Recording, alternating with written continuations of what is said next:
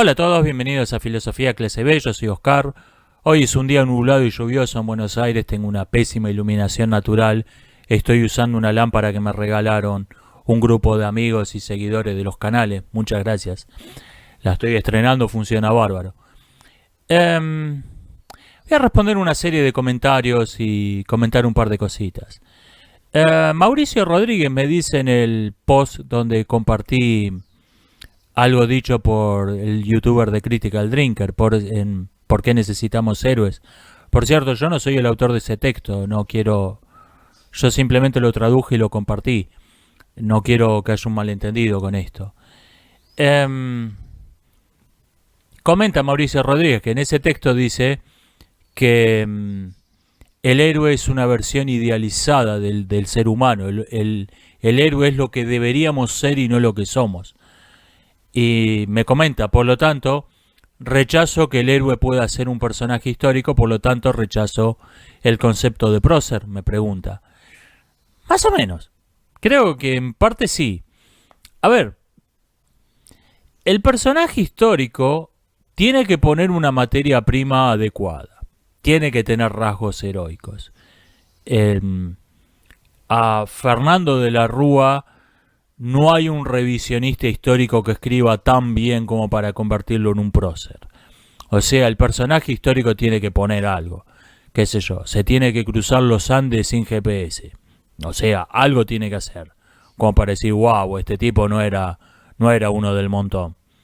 Se fue a la luna. O sea, tiene que hacer algo, tiene que poner una materia prima adecuada.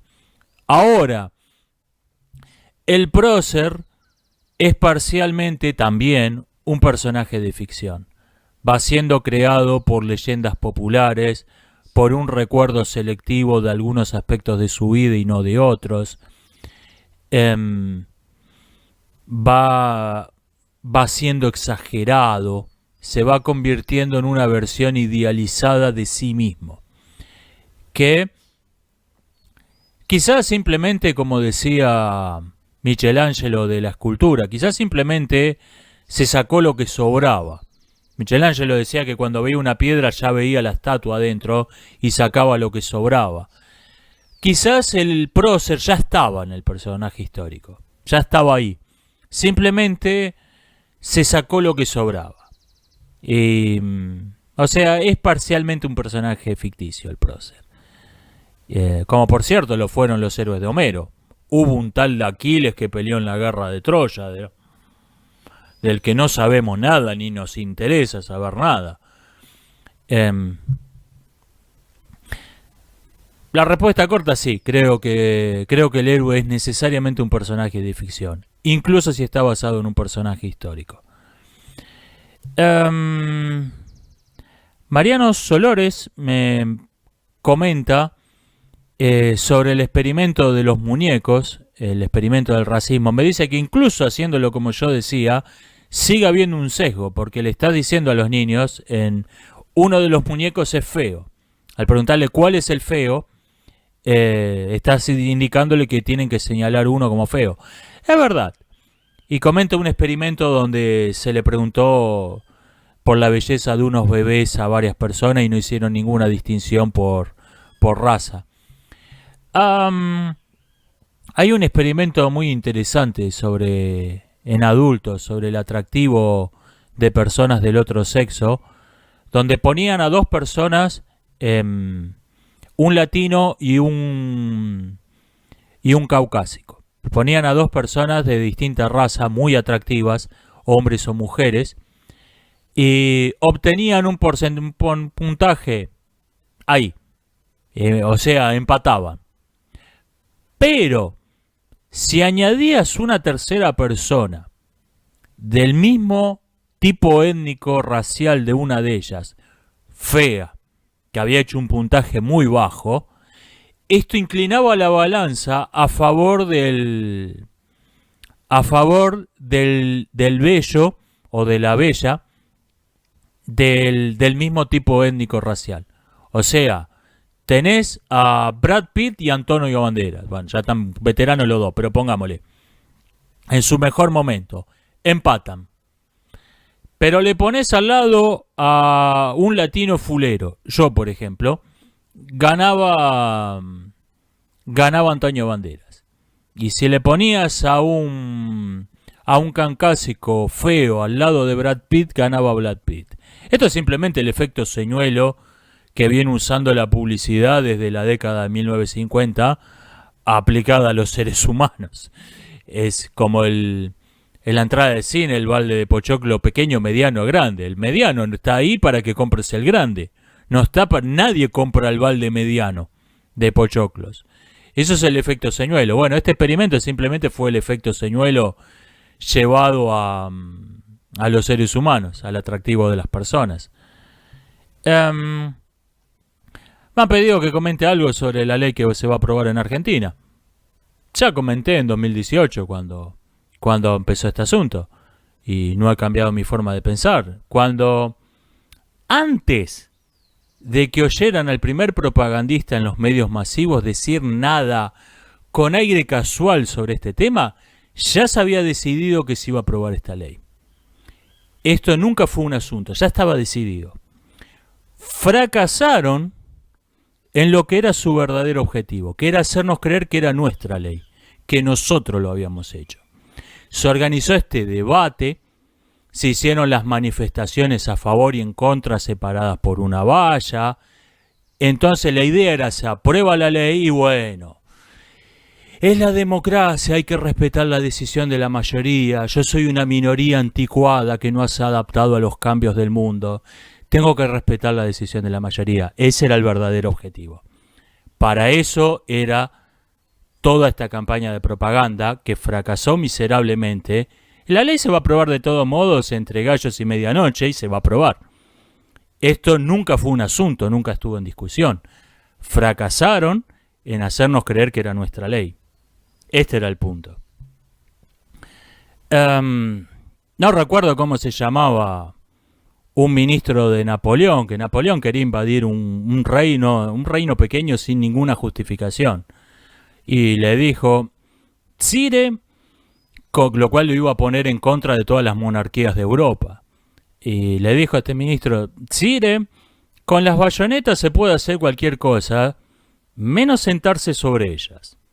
Y Napoleón, que era un hombre inteligente, escuchó el consejo y no invadió este reino, a pesar de que lo podría haber conquistado en una semana.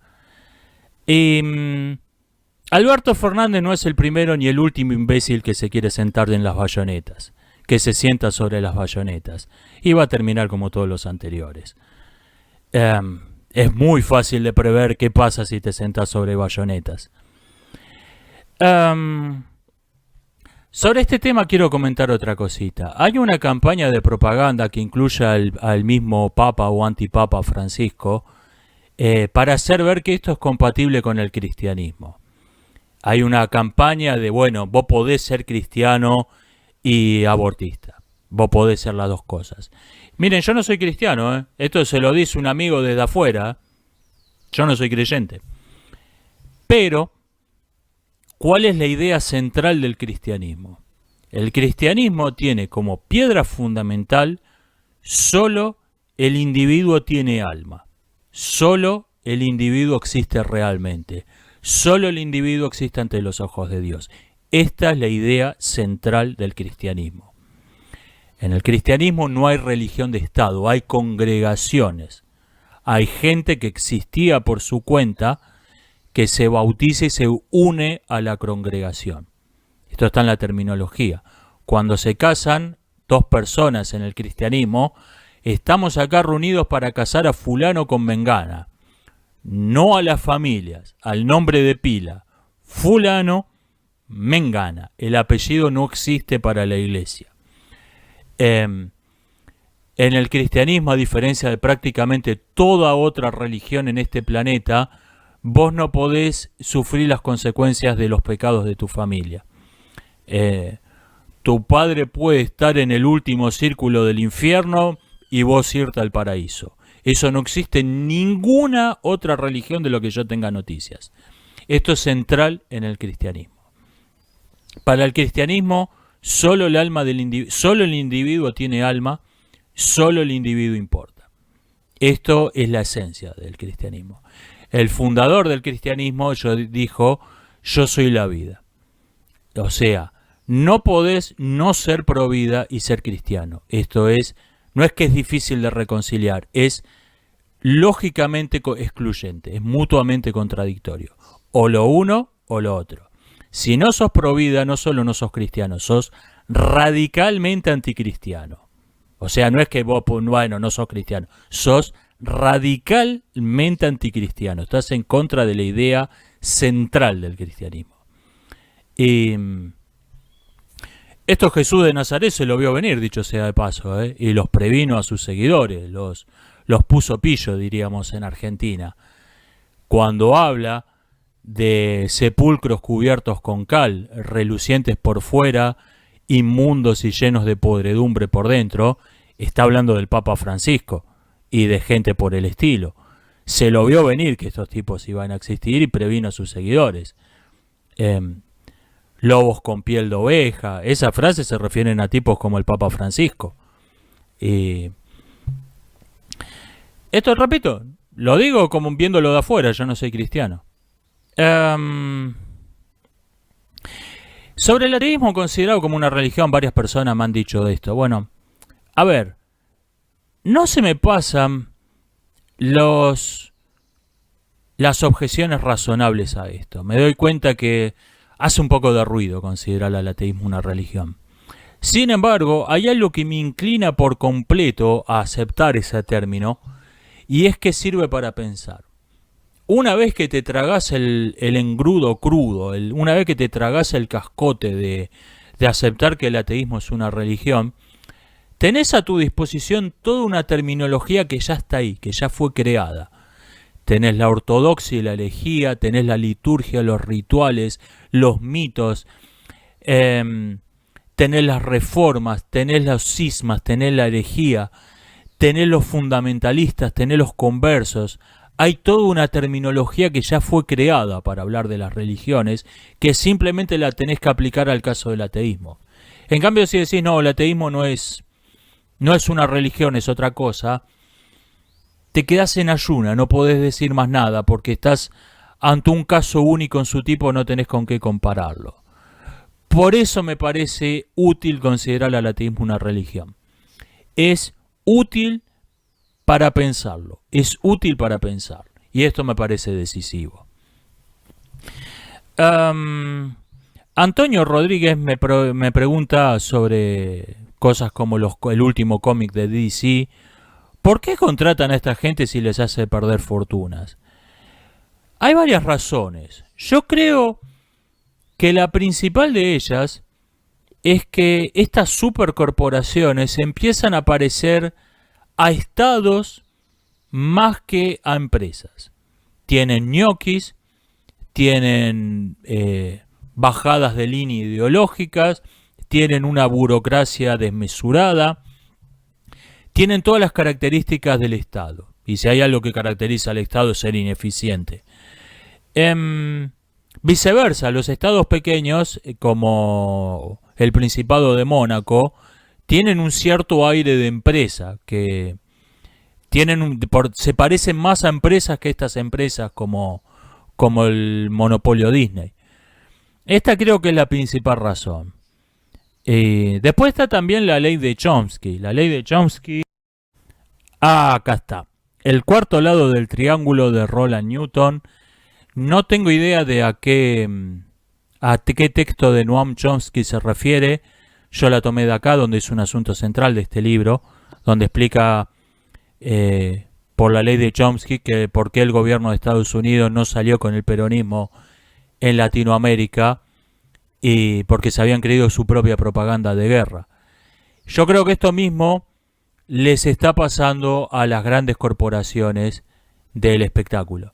Hace años que han estado apuntando al público woke y se han creído que Twitter es el mundo, que la juventud habla como se escribe en Twitter. Se lo han creído ellos mismos. Y por eso están haciendo estos negocios pésimos y por eso están siendo barridos del mercado por el manga japonés. Esta creo que es la razón. Nos estamos viendo. Hasta la próxima.